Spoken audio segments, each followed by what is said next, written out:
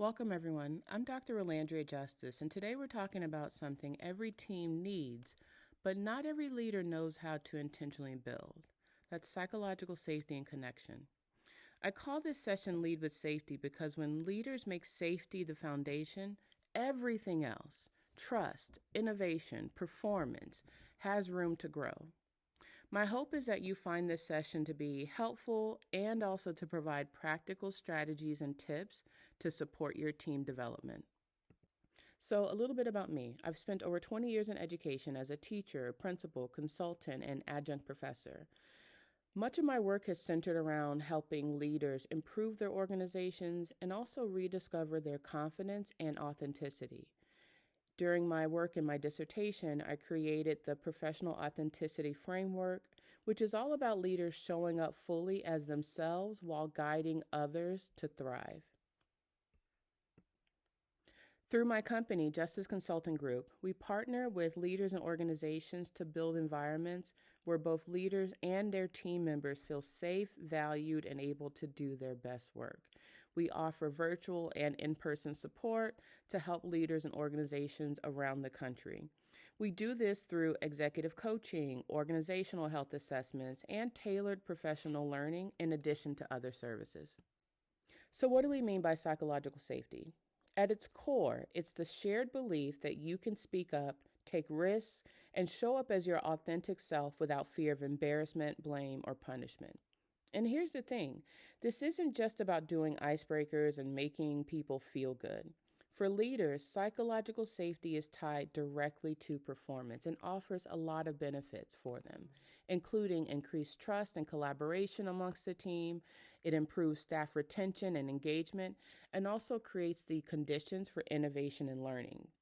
When teams feel safe, trust deepens, collaboration flourishes, and innovation has room to grow.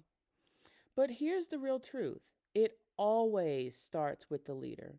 How you model or don't model vulnerability and openness sets the tone for everyone else. In this presentation, I'm going to be sharing 8 practical strategies that you can use right away to build the kind of connection that makes psychological safety a reality in your team. I hope it helps. All right, so let's dive into our first activity. This is a blob figure. This is a simple visual tool created by psychologist Dr. Pip Wilson, where each person chooses a figure on a page that represents how they feel in the moment. It gives people a low-stakes, nonverbal way to share their state of mind. It's quick, it's accessible, and it helps leaders see how the team is showing up.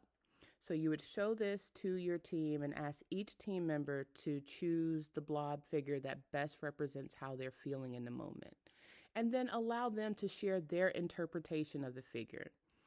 It works because it gives team members a low-risk entry way into sharing their emotions. It also is a tool that you can use at the beginning of a meeting to kind of quickly gauge team energy. Okay, so some quick do's and don'ts with using this strategy. Do give everyone an opportunity to share with someone. Even if they don't have the ability to share with the larger group, then have them share with a partner or with a small group. Don't have everyone share with the group if the group is too large. We don't want this to turn into a 10 to 15 minute thing. Do use this activity multiple times, and you can always change up the question if you like to. So instead of the question being, how are we all showing up today? The question could be, choose the blob figure that best describes how your weekend was. Choose the best blob figure that describes the type of leadership that you want to exhibit. So you can change up the question to give participants multiple ways of responding to the same prompt. This second strategy is called Draw Your Mood. And the way it works is that you give each team member a blank index card, sheet of paper, and writing utensils, and you ask them to respond to this prompt. Tell them to draw a visual metaphor for how they're feeling today. No words, just shapes, colors, and stick figures. You can then pair them up or form triads to allow them to explain their drawings to one another. So why this works? It's an opportunity to use creativity and laughter to make emotions visible and to connect with one another. We're not asking them to become Picasso, but what we are asking them to do is to take some time, be creative, and just draw a visual metaphor. Leadership tips. So one of the things you can do with this is tape them on the wall after everyone is done and give them an opportunity for a gallery walk. So some do's and don'ts with this draw your mood activity. Do encourage creativity and imperfection. Again, we're not asking them to become Picasso, but we do want to give them an opportunity to be creative and offer them multiple mediums if possible. So not just pencils and pens, but offer colored pencils, offer crayons, offer paint if you have it. Don't rush through the time for sharing out those responses. So as you're planning this activity, make sure that you are leaving enough time for people to share their drawing. Do normalize the full range of emotions and notice themes. So we're not asking everyone to come in and to share how happy they are. If they're feeling sad, if they're feeling down, allow them the space to be able to show that. But you as the leader, make sure that you are noticing themes. If most of the people coming to your meeting are coming with sad drawings, that gives you some information that you should be using as you're supporting them. Strategy number 3 is called Rose, Thorn, and Bud. How this works. So you would give your team members an opportunity to share a rose, which is something positive that's going well. They would share a thorn, so a challenge or a stressor that they're experiencing, and then also a bud, so something that they're feeling hopeful about or that they're looking forward to. Why this works is that it not only offers structure, but it balances vulnerability with optimism. This is one of the things I like about this strategy is the bud. It's something that they're looking forward to, something that they feel hope for. Another leader tip, similar with the other strategies, is to look for patterns as your team members share so that you can notice themes that you may need to address later. So do model this activity yourself. Share your own rose, thorn, and bud first to model the expectations and help others to feel safe to share. Don't turn this into a problem-solving session. The thorn isn't a complaint that we need to fix right now on the spot. It's just naming a reality. You may even want to have like a parking lot or something that you can use for those people who have those thorns that need to be addressed, but you don't have the time to address them right now. Do affirm what's shared with simple acknowledgments of others' experiences. So making sure that they know that you heard them. Thank you so much for sharing that. I appreciate you sharing that. Doing those simple things to just affirm what's been shared with you. Don't overuse it, right? So rotate this activity with other activities so it stays fresh and meaningful. We want to make sure that this is something that we are doing consistently, but this is not something that you have to do every single meeting. So this is one of my favorites, silent start. So how it works, you just simply begin your meetings with a couple of minutes of quiet reflection or journaling on a prompt. And you can choose the prompts. You could even have them come up with the prompts. But for example, what's one win that you had this week? So why it works, it gives people an opportunity to kind of calm their nerves. It gives those of us who are introverts some time to think. And it also offers an opportunity to kind of center the group. A leadership tip that you can use with this strategy is purchasing notebooks for your team. And these don't have to be expensive journals or anything like that, but just purchase notebooks for your team members that they can use specifically for this kind of silent start activity. So this will allow them to not only track their reflections over time, but it also adds a little bit more structure to this activity. So do's and don'ts. Do give simple and clear prompts that align with the amount of time given for writing. Meaning, if I'm asking you to tell about a time when you had a difficult team member and how you overcame that, I'm not going to give you only 2 minutes to write. That prompt would need a little bit more time for people to get their thoughts down. So make sure that your prompt and your writing time align. Do encourage team members to respect the time given for silence. This is something that has happened to me a lot as a facilitator with adults, working with adults, is that you'll ask the adults to give silence and there are people who are having their side conversations. So do make sure that when you're asking people to give that silent time for reflection, that you are encouraging everyone to follow that expectation. And then don't require them to share after the time ends. Keep it optional. Who knows? They may have written down something rather personal and they may not want to share with the group.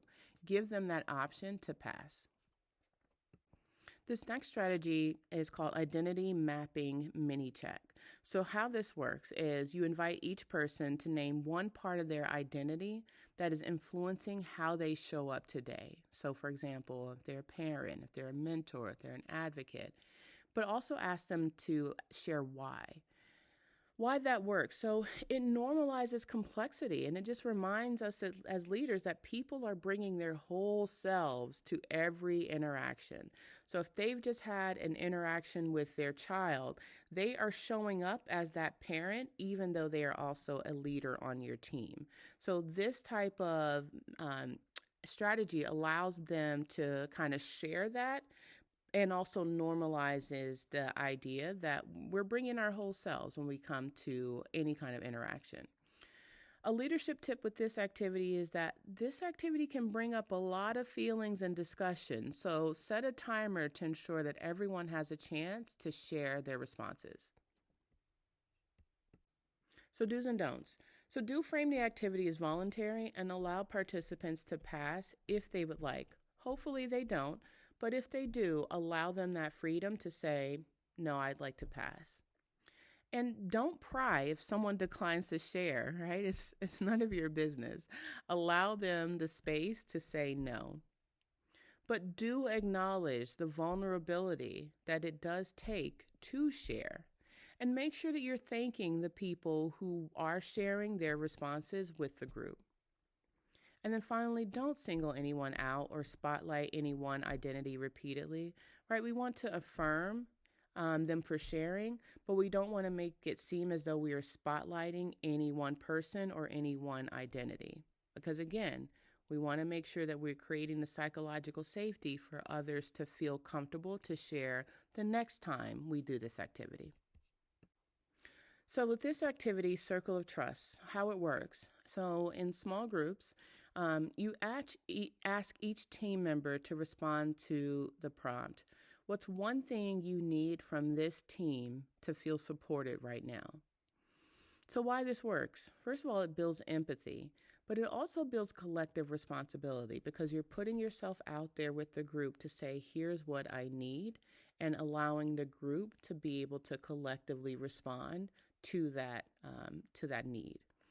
One tip for this is if you want more thoughtful responses, then make sure you're giving your team members time to actually reflect and write their answer down before they share with the group to make sure that they have actually thought through, what do I need from this team right now? Okay, do's and don'ts. So do set the ground rule that we're listening to hear and not to respond, right? Like this is not an opportunity for someone in the group to immediately respond and tell the person sharing what they need, oh, but I do give you that. No, this is not for that. This is the purpose of this is for us to listen. Don't allow one voice to dominate the conversation. We want to hear from everyone. Do model for the group. And what I mean by that is you share your own needs openly and with the group. What do you need from your team in order to feel supported as a leader? And then finally, don't feel pressured to immediately address everyone's needs, right? This is not the opportunity to start trying to fix it. This is the opportunity to acknowledge what you hear, strategize about what you're hearing so that you can effectively address the needs and not be reactive. So number 7, one thing I see in you. I love this one. So how it works is in small groups, each person takes a turn being the quote unquote spotlight. The other people in the group will then have between 30 and 60 seconds to complete either of these prompts. One thing I see in you is, or your leadership shows up powerfully when. So why it works towards building psychological safety and connection. Well, it builds positive connection through peer affirmation. Oftentimes, when we're in the day to day, we don't take the time to stop and give those compliments, give that peer affirmation that we need to those that we work with and around. One leadership tip is to debrief this activity. Take a few minutes and ask a few volunteers to just share, how did it feel when you heard those affirmations? Did those affirmations align with how you feel that you're showing up? Taking those few minutes will help to build that deeper connection and allow people to stay in that positive space for a little bit longer. So some do's and don'ts with this activity. Do engage in this activity when the team has had time to get to know one another, right? If this is our first meeting as a team, this activity probably won't be the best one for us to use. But if the team has been around for a while, then that's a perfect opportunity for them to make those positive connections with one another.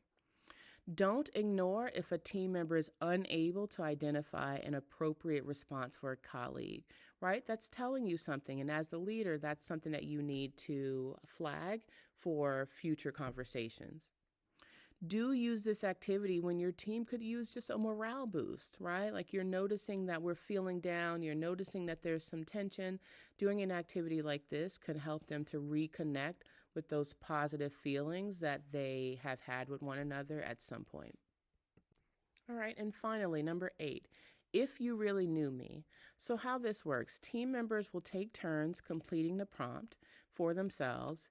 If you really knew me, you'd know that, and they complete that. And then you would allow everyone to share their responses with the team. So why it works?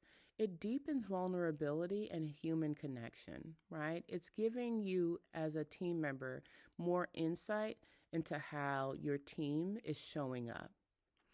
A leadership tip with this activity is to encourage your team to go beyond surface level responses, and do that by sharing your own response.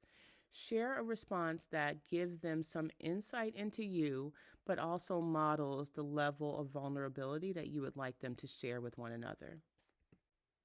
Do's and don'ts. So do feel free to use other sentence starters, such as, one thing I don't always show is, or lately I've been thinking about, right? So it doesn't have to just be that if you really knew me. Also, don't allow follow-up questions unless the person invites them, right? Give them that freedom to be able to invite follow-up questions if they would like to go into it deeper. And then finally, don't turn this into an advice-giving session, right? The goal is to give space, not judgment, right? So we're not trying to change anyone, right? We're not trying to give them some pointers on how they could change that part of themselves. No, this is an opportunity to give space, to build connection with one another, and to deepen vulnerability, not judgment. So key takeaways across these 8 activities is that connection fuels trust, right? And trust is essential for not only quality learning amongst the team, but also quality performance. Another key takeaway is that these activities are small and they're simple to engage in, but they're powerful towards creating the psychological safety that leaders are responsible for not only building, but also maintaining. And that another key takeaway is that psychological safety always begins with leaders who are willing to model that authenticity. So this idea that connection builds trust, trust fuels collaboration and learning, and psychological safety doesn't just happen. It's something that leaders have to create moment by moment. All right, so here's your challenge. Don't let this valuable information just stay in this deck. Choose one of the activities that we just went through and try it at an upcoming meeting. Notice how your team responds, how does it shift the tone or build openness, and how do you feel showing up as a leader? Share what worked, either with a colleague or with your leadership team, because small moves like these can create lasting culture changes. At Justice Consulting Group, our mission is to help leaders and their teams thrive. We offer coaching, organizational health assessments, and customized professional learning to embed psychological safety into your culture. If these activities spoke to you, let's connect and talk about how we can support your team by going even deeper. Thank you so much for the time and for your work that you do every day as leaders. Remember, leading with safety isn't a soft skill, it's a leadership superpower. I love to stay connected and support you on your journey. Let's build safer, stronger teams together.